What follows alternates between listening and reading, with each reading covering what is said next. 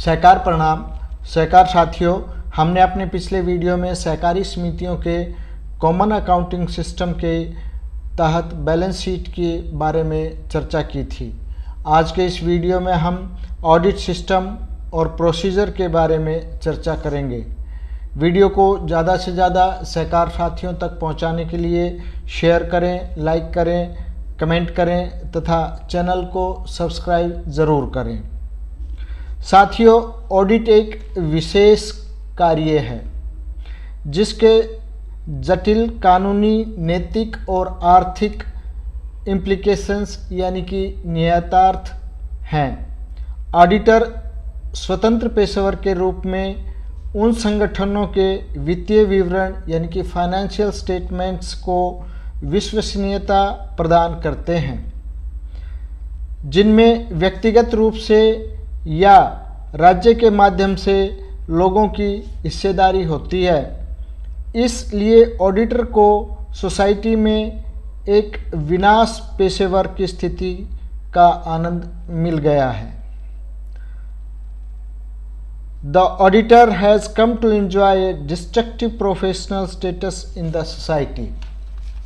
साथियों, अगर हम ऑडिटिंग की परिभाषा के बारे में चर्चा करें तो यह दो प्रकार से परिभाषित की जा सकती है, जिसमें पहली परिभाषा है क्लासिकल डेफिनेशन, जो कि हमें बताती है कि auditing is being concerned with the verification of accounting data with determining the accuracy and reliability of accounting statements and reports। और दूसरी परिभाषा जो कि मॉडर्न डेफिनेशन है, उसके बारे में हमें बताते हैं कि auditing is a systematic examination of financial statement and operationally related records to determine adherence to generally accepted accounting principle, management policies और stated requirement। तो ये तो ऑडिट की दो परिभाषाएं जो बताई जाती हैं उनके बारे में था। साथियों, उपरोक्त परिभाषाओं के अनुरूप एक ऑडिटर को अपना लेखा परीक्षा यानी कि ऑडिट को विकसित करना होगा ताकि क्वालिटी ऑफ ऑडिट यानी कि ऑडिट की गुणवत्ता को प्राप्त किया जा सके। इसके लिए ऑडिटर को कुछ विशेष कारकों यानी फैक्टर्स का बुद्धिमत्तापूर्वक अनुप्रयोग यानी कि इंटेलिजेंट एप्लीकेशन किया जाना चाहिए, जो कि निम्न प्रकार हैं। Number 1, the term of reference यानी कि संदर्भ की शर्तें।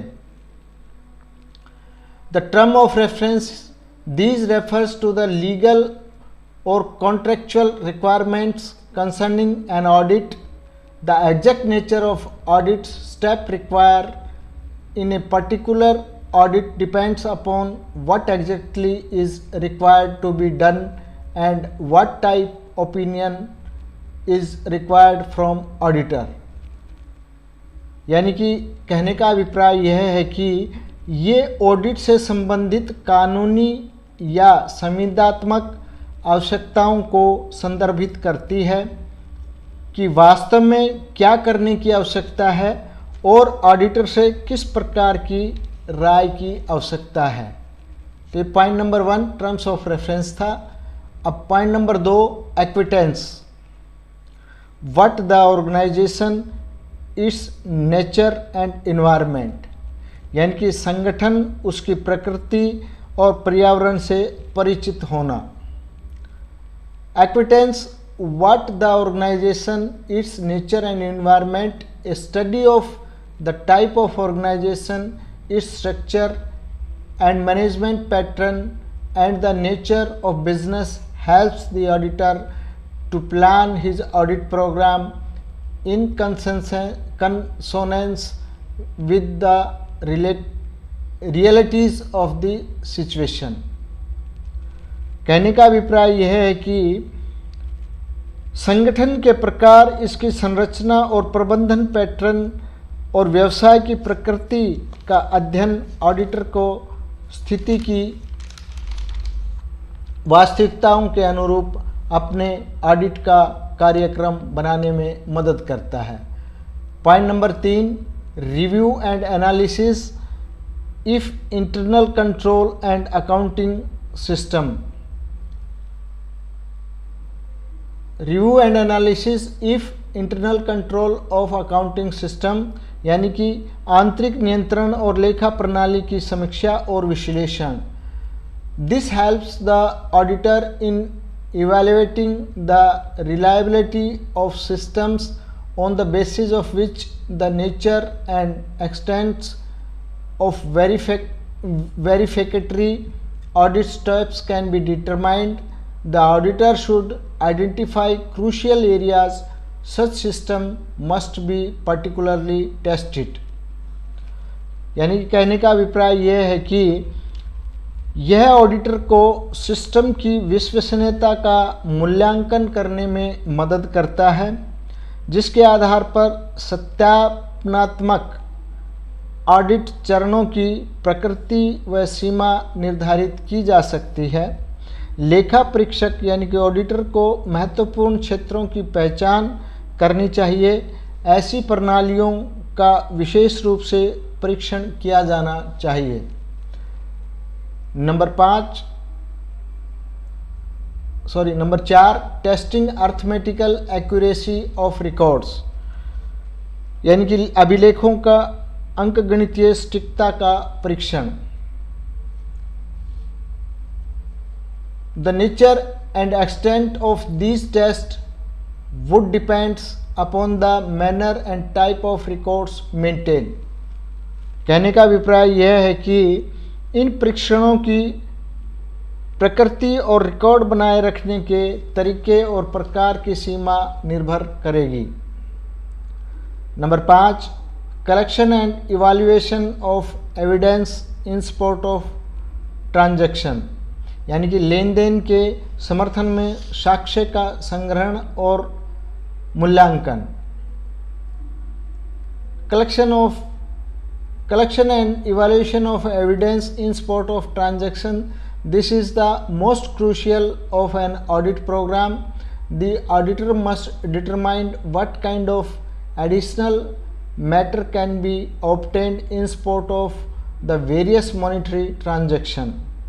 यानी कि यह किसी ऑडिट कार्यक्रम का सबसे महत्वपूर्ण भाग है। लेखा परीक्षक को यह निर्धारित करना होगा कि विभिन्न मौद्रिक लेन देन के समर्थन में किस प्रकार का अतिरिक्त मामला प्राप्त किया जा सकता है। Number 6, disclosure requirement and expression of operation, मतलब कि प्रकटीकरण की आवश्यकता और संचालन की अभिव्यक्ति। An awareness of the disclosure requirement in a given audit situation must be included in designing audit program. He should cover the various facts the organization in a manner so as to enable him to express an opinion in the accounting statements. As well, laid out and implemented audited program helps an auditor to arrive at proper conclusions regarding the accounting statements and thus help him to formulate his opinion. कहने का तात्पर्य यह है कि किसी भी दिए गए ऑडिट स्थिति में प्रकटीकरण की आवश्यकता के बारे में जागरूकता को ऑडिट कार्यक्रम में को डिज़ाइन करने में शामिल किया जाना चाहिए। उसे संगठनों की विभिन्न तथ्यों को इस तरह कवर करना चाहिए ताकि वह लेखांकन विवरणों में एक राय व्यक्त करने में सक्षम हो सके।